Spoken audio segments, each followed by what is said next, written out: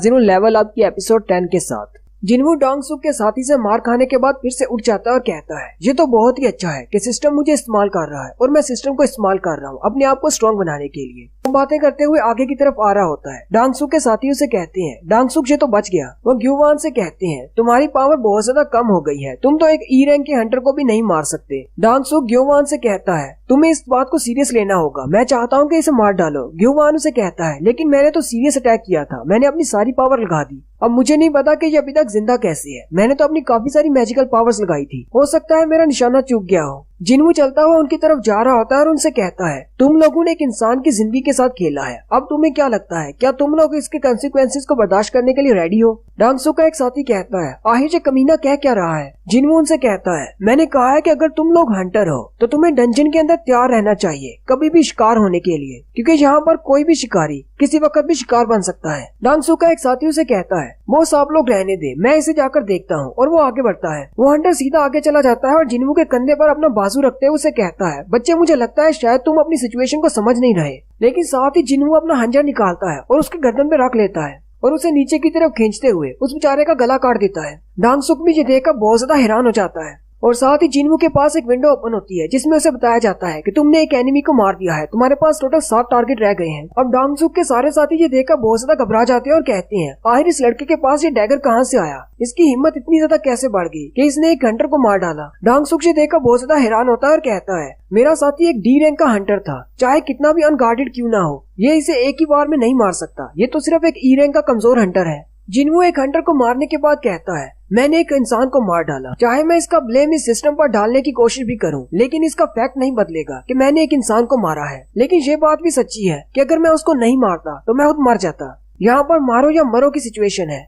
अगर मैं कमजोर हूँ तो मेरे सामने हमेशा ऐसी सिचुएशन आएगी, इसलिए मुझे स्ट्रॉन्ग बनना होगा। डोंगसुक अपने दोस्तों से कहता है मुझे नहीं लगता कि अभी इसने ये कैसे किया, लेकिन अपने गार्ड डाउन मत करना, बहुत ही एहतियात के साथ आगे बढ़ो। और साथ ही वो ग्युवान से कहता है अपनी मैजिकल पावर से इस पर फिर से अटैक करो। ग्युवान अपने हाथों पर एक फायरबॉल बनाता है और फुल पावर के साथ जिन्हों की तरफ फेंकता है, लेकिन जिन्हों तेजी के साथ उसके फायरबॉल को डॉज करते हुए आगे की तरफ बढ़ता है और उसके हाथ को काट देता है। न सिर्फ उसके हाथ को बल्कि उसकी पूरी बॉडी के छोटे छोटे टुकड़े कर देता है। डोंगसुक अब ये देखकर और भी ज्यादा घबरा जाता है। डोंगसुक के बाकी के हंटर दोस्त भी भागते हुए जिन्हों को मारने के लिए आगे बढ़ते हैं, लेकिन जिन्हों उनके अटैक से बचते हुए उनमें से एक को मार देता है। दूसरे वाला कहता है आखिर ये इतना ज्यादा फास्ट कैसे हो सकता है, ये तो सिर्फ एक ई रैंक का हंटर है, मेरे अटैक्स तो बिल्कुल भी वर्क नहीं कर रहे। जिन्हों उस हंटर के ऊपर अपने डैगर की पैरालिसिस इफेक्ट को एक्टिवेट करता है जिससे उसकी बॉडी मूव करना छोड़ देती है। वो वहीं पर खड़ा चिल्लाना शुरू कर देता है और कहता है मैं अपनी बॉडी को मूव नहीं कर पा रहा, जबकि बाकी के बचे हुए हंटर ये देखकर बहुत ज्यादा घबरा जाते हैं और कहते हैं ये लड़का तो मैजिक का इस्तेमाल कर रहा है। जिन्हों बाकी के हंटर्स के ऊपर भी अपने हंजर के पैरालिसिस इफेक्ट को एक्टिवेट करता है और साथ ही ब्लीड इफेक्ट को एक्टिवेट करते हुए उनकी पूरी बॉडी से ब्लड निकलना शुरू हो जाता है। वो सारे चिल्लाकर यही कह रहे होते हैं आखिर ये है कौन, ये एक ई रैंक का हंटर नहीं हो सकता, ये तो बहुत ज्यादा स्ट्रॉन्ग है। जिन्हों डोंगसुक के अलावा बाकी के सारे 7 मेंबर्स को मार देता है। डोंगसुक ये देखकर बहुत ज्यादा हैरान हो जाता है और कहता है इसने तो सिर्फ चंद सेकंड्स में मेरे 7 डंजन के साथियों को मार दिया और वो सारे के सारे डी रैंक के हंटर्स थे। डोंगसुक जिन्हों से कहता है तुमने अपने स्किल्स मुझसे छुपा कर रखे, तुमने कहा कि तुम एक ई रैंक के हंटर हो, क्या तुमने इस डंजन के बॉस को मारा है? डोंगसुक बहुत ज्यादा गुस्सा हो जाता है और उसे कहता है अब मैं तुम्हें बताता हूँ कि सारे सी रैंक के हंटर्स एक ही लेवल पर नहीं होते, मेरी पावर इनसे बहुत ज्यादा है। और साथ ही वो अपनी पावर को इंक्रीज करते हुए जिन्हों पर अटैक करने के लिए आगे की तरफ बढ़ता है। डोंगसुक कहता है चाहे ये कितना ही पावरफुल क्यों ना हो, डंजन बॉस को हराने के बाद और मेरे 7 साथियों को मारने के बाद ये बहुत ज्यादा थक चुका होगा, मुझे नहीं लगता कि ये अब मेरा सामना कर पाएगा। डोंगसुक अपनी शील्ड को सामने की तरफ करते हुए जिन्हों की तरफ आगे बढ़ता है और कहता है ये अपने छोटे से हंजर के साथ मेरी शील्ड को नहीं तोड़ पाएगा, इसकी स्पीड के साथ अगर ये मेरी शील्ड के साथ टकराएगा तो इसकी बॉडी बहुत ज्यादा जख्मी हो जाएगी। वैसे भी ये अपनी फाइट से थक चुका है। लेकिन जैसे ही डोंगसुक जिन्हों के थोड़ा सा करीब पहुंचता है, जिन्हों उसके चेहरे पे हाथ रखते हुए उसे रोक लेता है और डोंगसुक से कहता है लीडर डोंगसुक तुम्हें क्या लगता है कि तुम बहुत ज्यादा स्ट्रॉन्ग हो, लेकिन तुम्हें मेरे बारे में एक बात नहीं पता,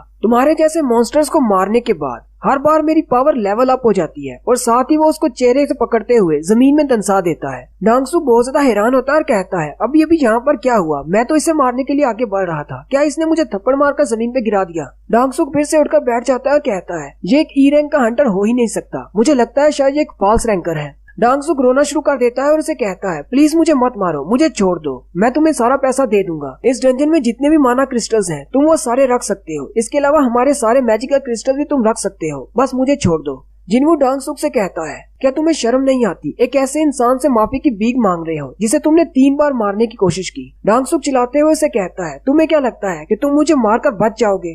जिनवू से कहता है, ये तो तुम ही ने कहा था कि इन डंजन्स के अंदर जो कुछ भी होता है बाहर वालों को नहीं पता चलता कि यहाँ पर किसके साथ क्या हादसा हुआ। डांग सुक चिल्लाकर उसे कहता है, क्या तुम्हें पता है मेरा छोटा भाई कौन है? लेकिन साथ ही जिनवू अपने हंचर को घुमाते हुए उसकी गर्दन काट देता है और उसकी पूरी बात भी नहीं सुनता। डांग सुक को मारने के बाद जिनवू अपने कपड़ों की तरफ देखता है और कहता है, मेरे कपड़े तो सारे गंदे हो गए, इन पर ब्लड लग गया है और साथ में इनका साइज भी छोटा होता जा रहा है। मेरी बॉडी दिन ब दिन ग्रो कर रही है। जिनवू जिन्हो की तरफ देखता है तो वो दूर बैठा उल्टी कर रहा होता है।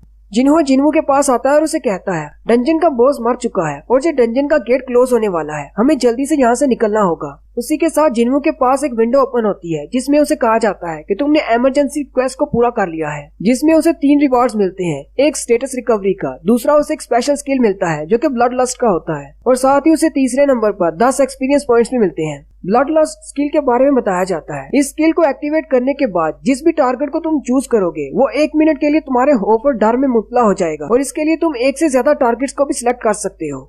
नेक्स्ट सीन अमेरिका का होता है। डांग सुक का भाई डांग सू जो कि सो रहा होता है, वो अपने बिस्तर से उठता है और कहता है, आखिर मेरी आंखों में आंसू क्यों आ गए हैं? लगता है शायद मैंने कोई बुरा सपना देखा है। इस वक्त कोरिया में पता नहीं क्या टाइम हुआ होगा। फिर एक और सीन दिखाते हैं जो कि इन्वेस्टिगेशन ऑफिसर्स का होता है। मैनेजर यूजीन अपने कंप्यूटर के सामने बैठे होते हैं। उसी वक्त उनका असिस्टेंट उनसे कहता है, मुझे आपसे कुछ बात करनी है। मैनेजर उसे कहते हैं, तुम्हें किस बारे में बात करनी है? असिस्टेंट उनसे कहता है, एक सी रैंक की डंजन के अंदर 8 लोग मारे गए, उनमें से जो 2 लोग बचे हैं उनमें से एक डी रैंक का हंटर है और एक ई रैंक का हंटर है। मैनेजर यूचियोलो से कहते हैं, जैसे कि तुमने बताया कि वो दोनों ही लो रैंक के हंटर थे, मुझे लगता है कि वो दोनों वहाँ से भाग आए होंगे, इसीलिए वो दोनों बच गए। असिस्टेंट उनसे कहता है, नहीं, वो दोनों भागे नहीं, बल्कि उन्होंने डंजन को क्लियर किया। वो वहाँ से बहुत सारे माना क्रिस्टल्स और मैजिक क्रिस्टल्स भी लेकर आए। असिस्टेंट मैनेजर से कहता है, यूजिन हो के पास बहुत ही आला क्वालिटी के इक्विपमेंट्स थे और वो वैसे भी डी रैंक का हंटर है। मुझे लगता है कि डंजन के बॉस को उसी ने हराया होगा। लेकिन मुझे एक बात की समझ नहीं आई, 8 लोग जो कि सी रैंक के थे वो उस डंजन में कैसे मारे गए? वो बॉस तो इतना ज्यादा पावरफुल नहीं था।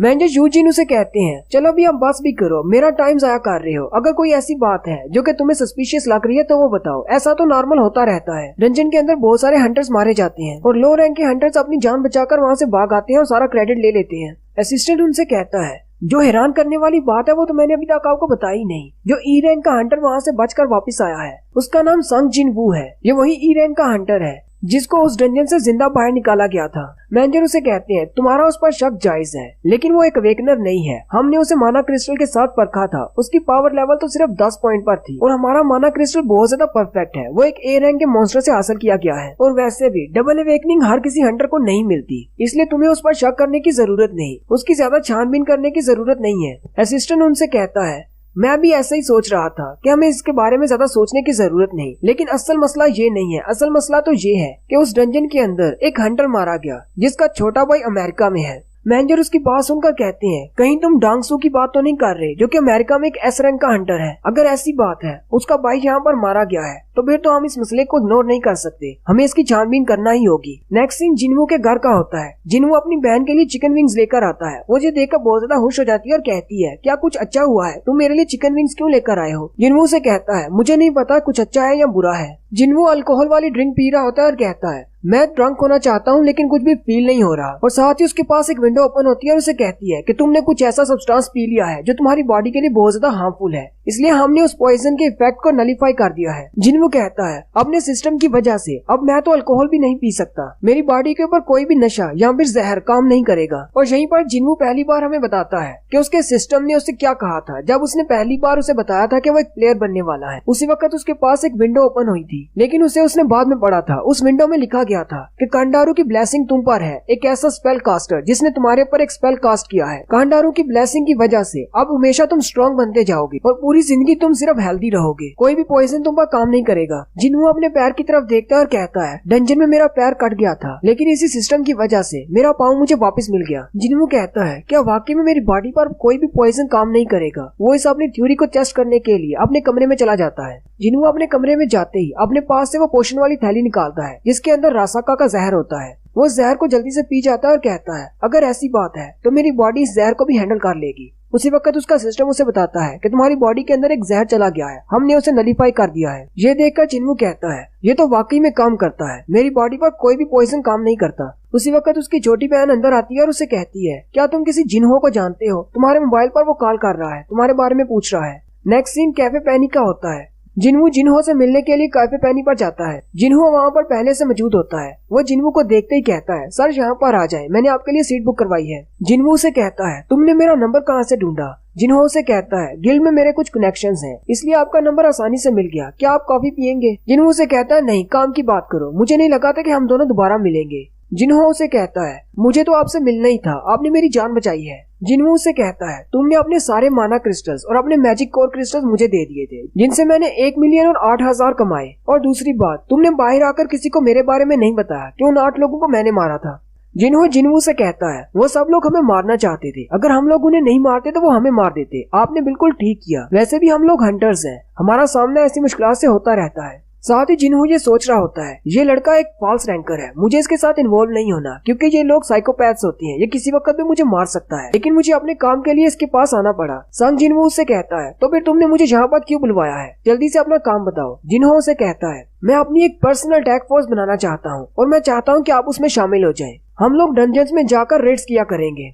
जिन्हो साथ ही उसे मना कर देता है। जिन्हो से कहता है लेकिन मैंने तो अभी अपनी पूरी बात कही ही नहीं। और यहीं पर हमारी एपिसोड 10 का एंड होता है। एक्सप्लेनेशन अच्छी लगी हो तो कमेंट करके जरूर बताएं। चैनल को सब्सक्राइब कर दें, वीडियो को लाइक और शेयर कर दें। शुक्रिया।